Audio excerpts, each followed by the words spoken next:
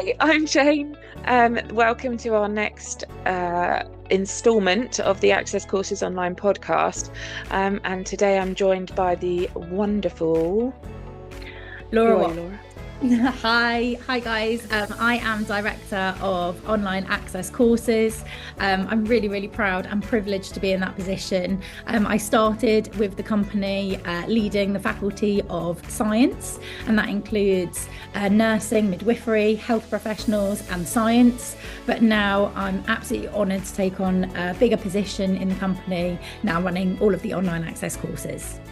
It's so, yeah. You're just a human sunbeam, my love. So for those that don't know or kind of haven't worked with you already, what's your provenance?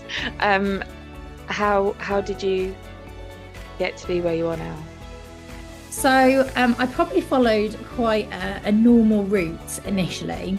So I went to school.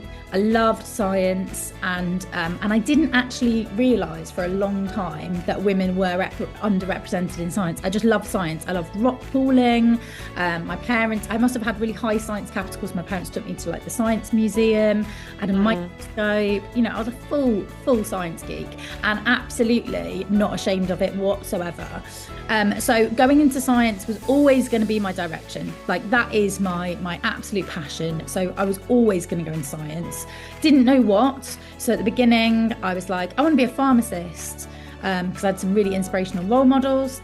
Then I did my work experience in a pharmacy and I was like, this is great, but it's not exactly what I want to do. And then I was like, I love the ocean. I love the marine ecosystem. So I actually went to Portsmouth University and studied a degree in marine biology. And that's where I think, because I was a bit of a tricky student at school.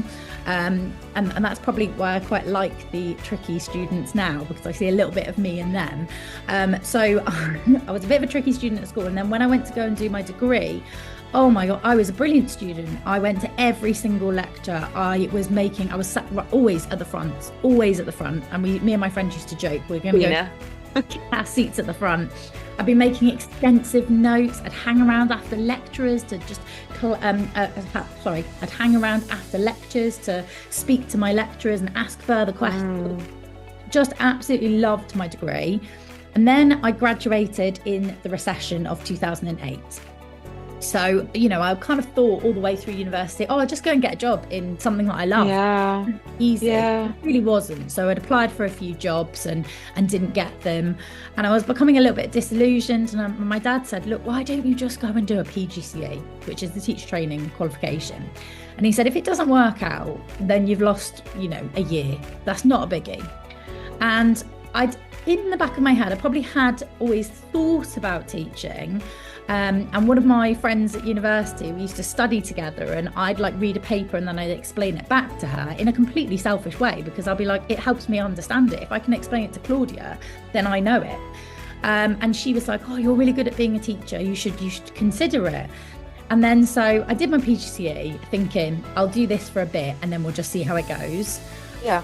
In love with teaching, trained by Andy Smith at Portsmouth University, and I think he's incredible in the way that he trains teachers, because he constantly questions you. Why do you need to do it like that? Why do students need to write things down? Why does that happen? What is the purpose in that? And he constantly had you questioning and thinking, what's the best way to do this? Why do we do it? What motivates us to do it in this way? Which ironically is very scientific. Oh, it's you know, it's the same energy in science, isn't it? Where you're constantly exploring, improving, gathering data, proving it to yourself, evidencing it. It's very aligned, isn't it? Super aligned. And I think the way that Andy does train is very unique and incredible. So then I started teaching in Portsmouth. He said to me, Laura, you need to just get a job now. And I said, but I might go back to Liverpool because that's where I'm originally from. And he said, no, just get a year and just do your NQT year here. and then that, then you've got it and you can do whatever you want. And then obviously, like, I fell in love with teaching. I had toyed with the idea of a PhD, and my old supervisor was like, "Do you think you're going to come back and do a PhD?" And I was like, "I'm really sorry, but that's just not my path anymore. I'm a teacher now. I'm a teacher, and for 15 years I've taught in Portsmouth.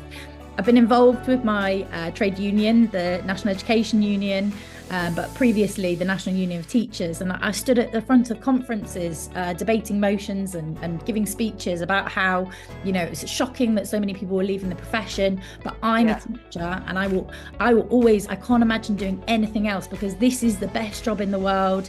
It's my vocation. I'm meant to be a teacher." Yeah, you are. Yeah, and that is, I know you've talked a lot about ikigai and that sort of what you're meant to do, what's good for the world, what will give you money, and then that point in the middle between those things. And I think education is that for me.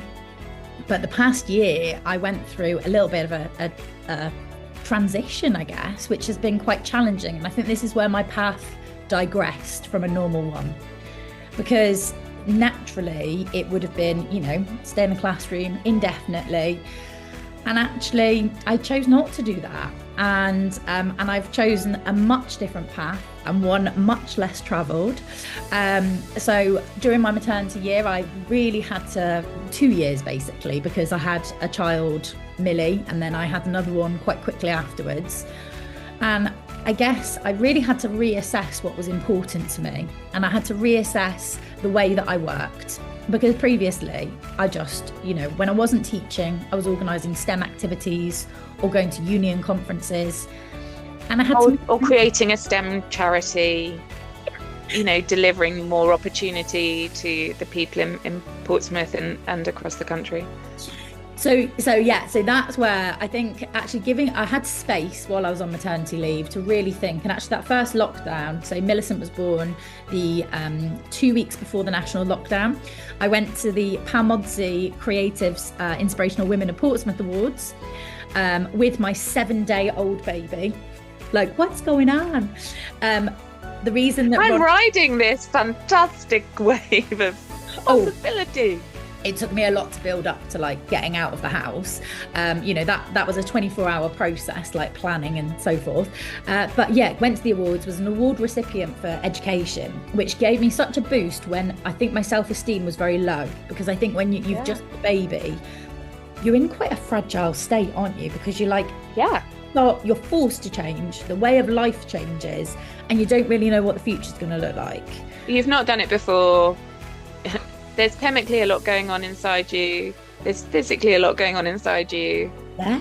And for the first time in my life, like when I was teaching, if you just tried harder, if you just put more work in, if you read more stuff and tried different strategies, things definitely improve. So, you got a tricky class, rethink how you do it, you reflect, you find a new strategy. But that doesn't work with a baby. You can. And also you have years of training before that. So not only have you been a student, you've had years of training on how to do this effectively, or how to transition. But you don't have that with a child. It's just a surprise of we're going to get what we're going to get. Here you go. And then obviously, normally you've got a whole team of support around you. I didn't. I literally FaceTime. I had to FaceTime, have breastfeeding lessons via FaceTime. Didn't see my parents for 3 months. It was a really challenging time. But I wouldn't say it was a negative experience, because I just got I accessed services via FaceTime. Family and friends checked in on me. It was lovely. And actually it gave us quite a lot of space to think. So I'd pound the pavement, take Millicent for walks in the pram, and obviously on my own because it was lockdown. And it just gave me loads of space to stop and think, because I hadn't done that probably for my whole life. I was always on to the next thing, always, what do I need to do now? Right, I've mastered that. What do I need to do now? Oh, I've done a master's. I need to do something else now. And so I just stopped. And wise friend said to me, when you put your little baby into childcare, you need to know that what you're doing is an absolute, passion, and that, you enjoy it, that it's really, really valuable. It's worth being apart from your child for. Yeah. And traditional education in the classroom wasn't, because I feel like in my 15 years of teaching, you know, you don't have to read the headlines to know that child poverty levels are higher than they've ever been. We've got an incredibly restrictive curriculum and an exam focused system. We've got children with so many mental health crises and anxieties around exams. Like, they're just... Well, it's been a perfect storm, hasn't it? Because there are so many external factors nationally and at government level that have affected education. You know, not to get too political, but that then is compounded by other things like a post-pandemic world, which nobody understands because we've not lived through that before, and how that is going to play out in our different communities. So we all, to a certain extent, and especially within education, I know so many educators that have had to have a real kind of evaluation of what their passion is, how they can live their passion, how they can be of service to their community, because it's a massive labour of love, isn't it? And it is. There's no two ways about that. Yeah. And so much, I think what people don't realise is so much in the education system works on goodwill. You know, so people would say to me, oh, but you're getting paid to do that. And I'm like, oh no, like this is like just my extra. No, not getting paid for that bit. No. But like, and lots of it runs on, yeah, but it's good for the children. It gives them a transformational experience, which it absolutely does. Don't get me wrong. I don't regret it for 5 seconds running all of the clubs and STEM provisions that I've done, but it is extra work. And actually, I think what happened towards the end of my teaching career is I had to weigh up, you know, I've always believed that loci parentis, the children in your care, you are acting in absence of their parents, because we spend a lot of time with them. And I love those kids. I really do. I really am invested in their educational journey. And I do believe they only get one chance at education. I want it to be the best possible one that they can have. But I realised if I was to do that, it's at the detriment of my children. And that's not fair. You know, I was sacrificing time with my children to support raise others. Yeah. So that's when my pathway changed. I set up Community and I went part-time in the classroom. Now Community is my passion, because I was like, how do I do STEM stuff, which the projects which bring me so much joy and I believe transform opportunities of young people, and how do I do more of that? And I was like, so I'm just going to jump in and just clarify for people that aren't sort of familiar with STEM.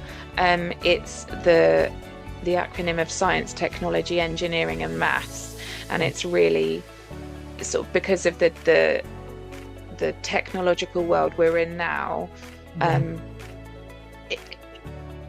It's so important. We are biased because that's, you know, we have a shared passion of STEM education, but it's so important because we're in a technological world, but at a classroom level, at a school level, they could be quite expensive things to deliver, whether it's sort of computers and tech or physical resources to develop science, etc. So schools that are having budgets cut all the time, it's very, very easy to just kind of step back from those, from focusing on delivering. I'm trying to think how to put this as respectfully as possible. It is, it's really challenging. It is challenging, especially perhaps if there's a national movement around physical education and that's where the budgets have to be allocated. Then, you know, coding resources or science resource, you know, it's not always delivered as best it can be. So that Community, the charity you set up, really seeks to provide opportunity, doesn't it, to support schools and councils and, you know, countries. Yes. So I think doing that. because STEM education is, when we're talking about STEM, it's an approach to learning. It's focusing on those skills which aren't always valued within the curriculum. Skills of communication, problem finding, problem solving, collaborative learning. And I think some of those things are, you know, they take a bit of time to prepare. They take a bit of time to orchestrate. A bit of confidence as well. There's a lot of confidence if you're not, especially a sciencey person. Yeah. It can be, you know, it could be quite daunting if somebody says, sorry, I have to focus on science, technology and engineering and maths. Hello. And bringing make me do that from outside school. Yeah. You know, like, it's not as easy as, oh, just request a STEM ambassador. You can do that, but you need to like foster a relationship with them, get to know them, get to think about the skills. And that doesn't change a culture either, does it? That's just a quick fix. That doesn't raise confidence and stuff. It doesn't, but working long term with STEM ambassadors really does. Like having people coming in time and time again, inspirational role models, like you know, the brilliant Will from the Drone Rules came into my school. We love Will. Came into my school at the end of last term, was flying drones with them, going to get them their CAA license to fly drones. These are transformational experiences that will change young people's lives. And this is my passion. And I was like, how do I do more of my passion? Now, we set up Community, and yes, you're right, we have delivered some amazing projects. The nice thing is we seek funding so that we can then offer these provisions to schools at no cost, which I think, you know, as a teacher, I really understand the financial situation schools are in. And as a teacher, I know how to design it to be delivered to support teachers so that it's not extra work. So this is like my absolute passion. And it all builds this picture of you, doesn't it? That kind of brings you to access courses online. And I feel like where you're at now, it's kind of all of these skills and all of this energy, it's all kind of come together in almost this perfect role for you that says, actually, I know you say that you're not a teacher anymore, but if I talk about you, I say you're not a classroom-based teacher anymore, because I think you still very much give that energy. Yeah. So what are you doing? What's your role in Access Courses Online? So I was working previously 3 days a week in the classroom and then with Community, because I really did believe that I couldn't not be in the classroom alongside, you know, I thought that those two roles would have so much synergy, and that's how I would manage my new career moving forwards. I would work part of the time in school, I'd work part of the time for Community, and then, you know, those two things had such synergy that they could not be broken. And alongside that, because I'm not gonna lie, like childcare was phenomenal, like, you know, my teaching salary didn't cover my childcare costs. So Gemma approached me to start set up the Faculty of Science on online access. And I was like, oh my goodness. And it took me a while to get my head around the concept. So I was like, so there's exams. And I said, well, do I have to give them like mid-topic assessments or something? She said, no. You teach them the content, you teach them science, and then they'll produce assignments and you mark it. And you give them feedback along the journey so that you're knowing how their subject knowledge is developing, but you're watching their skills develop through. Now, I was pretty excited by this because I felt it took me a little bit of time to reflect and think about how I'd been probably so indoctrinated into a system that I was so invested in. Yeah. Like I talked about how, you know, I thought that exam pressures were too great on young people, but I didn't think about how it could be different, how a different system would look. And I had worked on some international curriculum. So I'd worked with amazing Britannica developing some international resources. And it was really like blue sky thinking, like, you know, we redesigned this. And I was like, oh my God, I'd love to deliver potential. Young people, why aren't we doing this in the UK? Yeah. And then when I started on the online access course, it took me a while to get my head around that. I must have asked Gemma about 26 times. So there's definitely no exams, yeah? And then once I got my head around it, I was like, oh my God, I can write a curriculum. So obviously based on the exam board, but I can write a curriculum, I can deliver resources, I can decide how I develop those skills and what they look like and how I assess them. I've got freedom to do that. And people will just like respect me as a professional and respect my professional judgment. And I was like, this is what I've always wanted from education. So Yeah. that's where so I started doing alongside, actually. So I would be in the evenings, the first cohort, I'd be like, guys, just got in from school, and bam, I'm going to hit you with some cell biology. So it was, like, it was a lot juggling, but I loved it. And It's a very Laura, that, like, as a mental image, that sums you up. That sums you up. So yeah, I was like answering messages after school. I was doing meetings in the evening, doing bits on Saturday and Sunday. And obviously the online school was quite small at that time. So, it was manageable. And then, more recently, so last year, Gemma said to me, I mean, she'd been asking me a few times, like, when are you going to do more hours with the Access? And I said, I can't, because I'm teaching 3 days and I'm doing some community.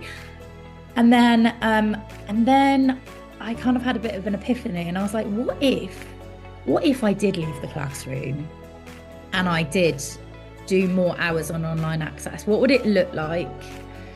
What would I be able to do? And I was thinking, God, I'd be able to do work in the daytime. and I wouldn't be like, marking stuff from school and juggling all of those things. I'm just permanently code switching. Hang on, who am I serving right now? Right, okay. Is it my children? Is it my husband? Is it my employer? Is it my charity? Is it my fellow board member? Yeah, 100%. Like, that's a lot. And also, I have to say, again, and I have to say, my girls have been a lot of source of inspiration in my journey. Millie was starting school, and I had not been to a single one of her nursery activity events. Now, I probably could have asked school if I could have had some of them off, but I had a lot of year 11 classes, and there's a lot of teacher guilt. So if you leave a class, they get cover, and I had a lot of young people who relied on me as their adult who they would come and talk to, and I felt that a lot, and I didn't want to let anyone down. But then I realised it's a beautiful thing, isn't it? Because on one hand, that's what makes you such a special educator. It's that energy, it's that intention that goes, that loco parentis thing. I've got you, kid. I'm going to hold your hand through this. Yeah. And then going, oh. yeah. Like, I'm also not showing up for my own, for my own children. And there's so many things. Bittersweet. Like Mother's Day, play drop-ins, all of the stuff. And I went to her graduation of nursery, so when she was finishing, and it was just so lovely. And I'd already made the decision at that point, because I knew she would start. Obviously, we'd applied for school, and she was starting school in September. And I was like, I don't want to miss her first week at school. And that's okay. And that's and that's okay. I feel like the Access Courses online world has met your needs. Yes. So it's given you like you were saying, it's given you the opportunity to be that authentic, cheerleading, effective teacher, whilst being able to meet your drop off my kid, your family's needs.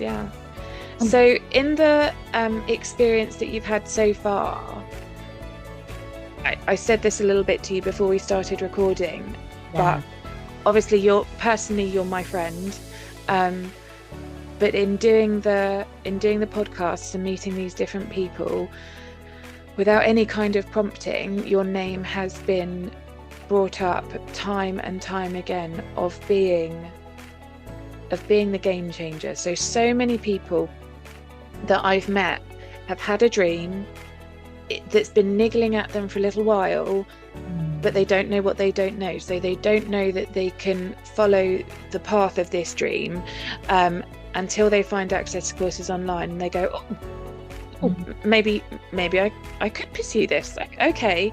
And then they kind of get a little bit further down that journey, and the stories of joy and achievement and encouragement time and time again come back to the support that they get from the Access Course online family, but from you specifically. Now, we can't promise that every person that has an Access Courses online journey will necessarily get a chunk of Laura, because different different faculties have different support, etc. But how has that, how can I phrase this smoothly?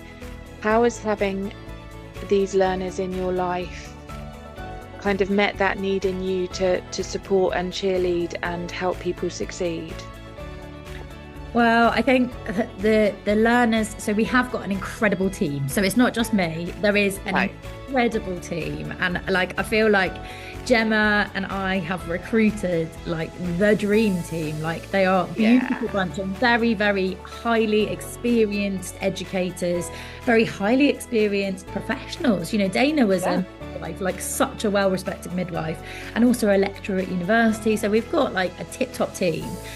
But I think what we talked about, so Gemma and I always talked about from the beginning, is what we want, what puts us apart from different online courses is that, you know, we get it. The reason you're doing it online is because you've got to manage your life around doing this course, which is exactly what I have to juggle. So when I say I understand the struggle, I really do. Literally. Literally. And, you know, last year there was a student who was like, oh my goodness, my daughter will not go to bed. And I was like, me too. I am just trying to get Edith down because we all know that she's a little sleep evading beast. And, but we were like, hey, because we were supposed to meet at like 7 o'clock. And she was like, Laura, I cannot get my daughter down. And I said, well, actually, mine is not going down either. I'm going to go and help Liam for half an hour, if that's okay with you. And then should we just check back in at 8 and see where we're both up to? Absolutely. Perfect. Then we both sat down at 8. We had an amazing meeting. We just got her back on track on her assignment. She then worked till like midnight, smashed out like an amazing, like the bit that she was struggling on. There was just a little bit that she just couldn't get over the edge of. Just went through some bits with her on the knowledge and directed her to the right places. And then basically she came back to me, sent me her draft. Now at this point it's like midnight, but after like having a bit of a wild night with Edith, you know, sometimes you're like lying there and I was like, oh, I could read a book or could just go, I don't know if I can go to sleep yet. And then up on my phone and I was like, I'm just gonna have a quick look. And then I was looking through and I was like, oh my God, this is amazing.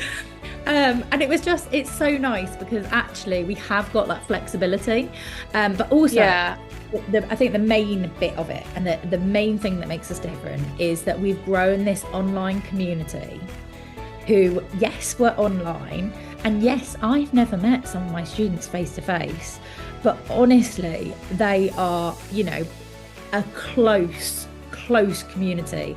I've got a WhatsApp group that was pinging off the other day and Liam was like, what's that? What are you texting? Who are you texting? And I was like, I'm messaging my old students. And he, what do you mean? And I was like, so we've got a little alumni group of our students who graduated from last year. So I'd like just going to set up this group because like just in case, just if there's anything that at the beginning of the year that you want to like share or any expertise. Some of them are starting in January, some of them started in September. So I thought it'd be really nice to create a little space where they could just share their experiences and you know, top tip, I manage this. Well, this WhatsApp group's been going off and they're just basically talking about the different exams that they're having to take and making comparisons across the country. And I think, you know, you don't necessarily always get that even on a face-to-face course. Like we've created And that experience, when you went to university and you had Claudia, yes, I feel like you've replicated that for the people that you look after, because that friendship with Claudia is sort of like, she's still your best friend now, and I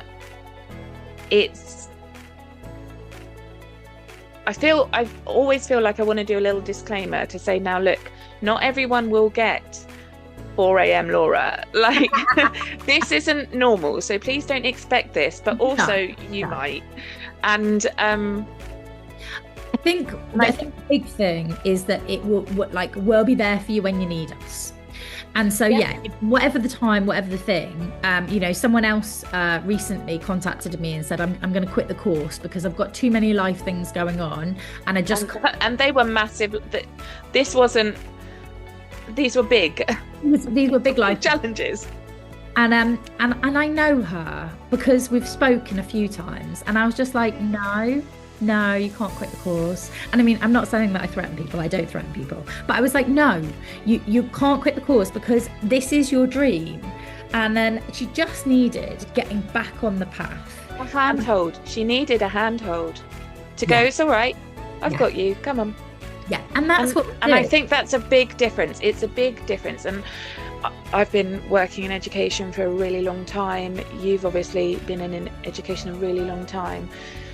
And throughout our shared experience, time and time again, what is coming out as a louder, clearer need is that more often than not, people just need a handhold, and they don't necessarily need intervention. They don't necessarily need, anything big or dramatic. What people need is a handhold in that space, and handholds are quite hard to come by in the outside world. Yeah. So being an organisation that will go, well, not only will we very literally put this in place for your journey, but we'll also hold your hand to help you get there. It just cuts that anxiety in half. Yeah, it cuts that daunting feeling in half to go, actually, no, I can do this. I'm not a stupid person. I'm perfectly intelligent. I've gotten this far in life, but I don't know what I don't know. But I do know that you're going to help me get there. And I think that is an absolute gift. I think it's so important. Well, actually, quite a few of our students, have said, and you've interviewed some of them who have said, oh, I love it. I previously thought I wasn't good at education, people that have left school with no qualifications, or they've had a very poor experience of education in the past. That does not mean, I do not believe you have a fixed level of intelligence you're born with. I do not believe that. I believe that everybody has the potential to be good at the things that they need to do to get to the next part of their journey. And what I've actually also sorry to interrupt you, I was just going to say, looking at your own story, look at how you were all over the place at school, but when you got to university, because it was your passion, you were an absolute keener.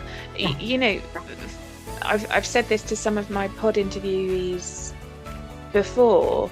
You sort of muddle through the education system because you have to, but you come into your own when you have the opportunity to specialize in what you love. And I think this is where higher education is such a beautiful thing, because you have the opportunity to really hone in your enjoyment and go, I flipping love history. I can history all day. And you can. I think that is the thing. I've always said this. Learning with purpose is so much meaningful. So when you're just learning something to pass a test, it's very hard to be excited about it. But if you've got purpose and meaning to your learning, and there are some things on our courses that you have to do. There's some things that, if you want to be a nurse, you have to do certain units. But what we do on the course is we find the purpose in the learning. So, when we're doing units on, for example, one that loads of my students are on at the moment is the human disease unit. And every single assignment is so different, so different, because everyone focuses on a different aspect. Initially, I had lots on COVID and the pandemic, because it's a great case study. It's great. There's lots of things to talk about. Yeah. And still lots of questions, lots of exploring to do. Exactly. And you can relate it to the PCR techniques and things. There's great stuff there, but it's so interesting. And so many students message me and say, Laura, I've fallen down a rabbit hole. And I'm like, just remember, the assignment is only 2,000 words. But I think that shows that I'm going to trim it from 15. In fact, I've just written my master's. I'm going to pop it over here until I'm ready for That's it. Actually, one of the biggest skills on this course that we try and teach you is writing in a concise way and to the point. And I think that's another bit that we do really, really effectively is students, like when you finish for university, you are going to be laughing because your referencing technique is going to be tip top. You're going to be reading the right academic papers. You're going to immerse yourself in the right reading. That's going to mean that, just like one of my students who is in her second year of nursing, she messaged me the other day and was like, Laura, just used a SWOT analysis. No one in my seminar knew what it was, but I remembered from our course. You know, she sat in another lecture and was like, oh my God, talking about the spread of disease in hospitals. And we totally covered this in one of your sessions. And I was like, yeah, like it sets you up so that when you get to university, it's not such a big jump. Yeah, and also what I love about the organisation of Access Courses Online is that that is very intentional. That isn't coincidental or accidental that these things were experienced when they got to university. It's very intentional because it's not just, it's like you said in your previous comment, it's not just getting you to pass the course to get you there. It's giving you this complete holistic support to say, actually, on this journey, you will have enough know-how, enough confidence, enough support, and some alumni support as well, to say, at no point in this are you going to be out at sea going, oh, where do I go? Where do I go? Yeah. It's been designed intentionally. Absolutely. For you to have a really good experience. And even down to like UCAS. So, you know, we do help our students. We do a progressing to higher education unit with Luke, who's incredible. And Luke works at a college. His knowledge of UCAS and the process is exceptional. But we also I think Luke's going to be on. I'm going to get to have a chat with Luke. Wait till you hear from him. But so he really does nurture all of our students. We meet you where you're at. So if you've been out of education for years, you know, we will meet you where you are, because, you know, not everyone is at the same point. Yeah. And that's okay. And we can get you to the point where, you know, people are always like, oh, Laura, I'm really worried because I need to get this many merit and distinctions. And I'm like, you'll get there. It's a journey. You'll look at the feedback on each assignment, you'll make progress, because as long as you read the feedback and think about what you need to do next, we break it down into these small challenges. I have made so many videos on like skills. So like we've got a referencing video, we've got a how to do like a jazzy presentation on Canva, how to do, we've got guest lectures from actual lecturers so that you can have a taste of what it would be like to be at university. Oh. So we've got so many things that we do to help you. But back to the UCAS, because that's what I was wanting to make the point of, is lots of our students they're not surrounded by people who have necessarily applied for university before. So, you know, when they're going through the process, this is something that we go through every week. You don't know what you don't know.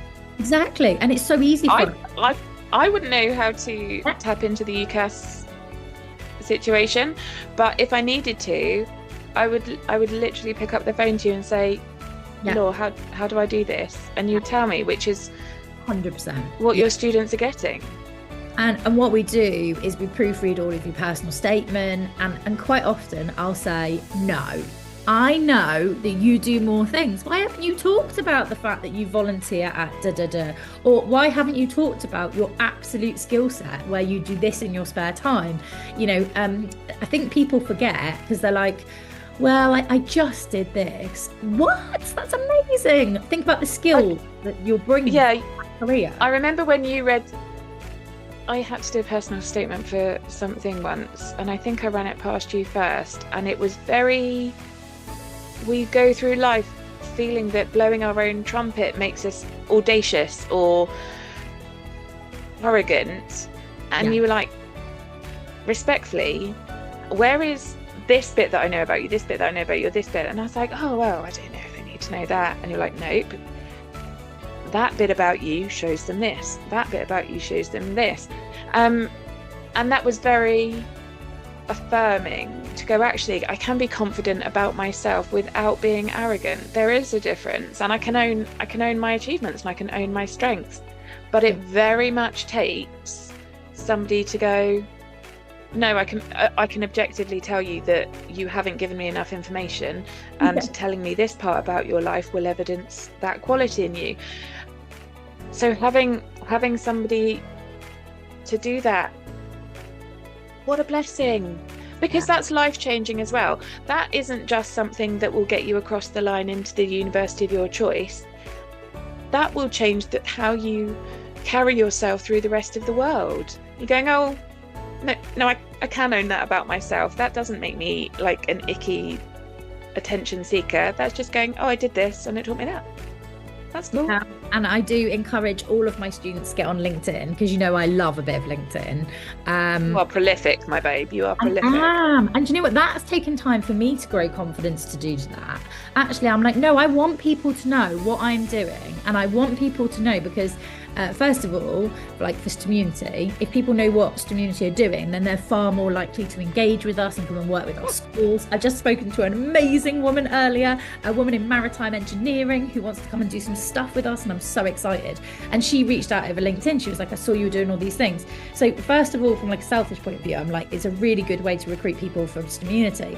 But then also I've realized it's built my confidence. And actually, if someone does think, oh, Laura's always on LinkedIn, like boasting about stuff she does, I'm like, do you know what? That's okay, because it makes me happy. I'm proud of my achievements. I'm proud of the students that I work with. I'm proud of what Community's achieving. And yeah, I'm going to talk about it. And I'm not ashamed. I am biased, but I have never seen you boast. And I think that's what's different, isn't it? I think when somebody's boasting and you can go, okay, you do you. Yeah. But celebrating isn't boasting. Owning achievements isn't boasting.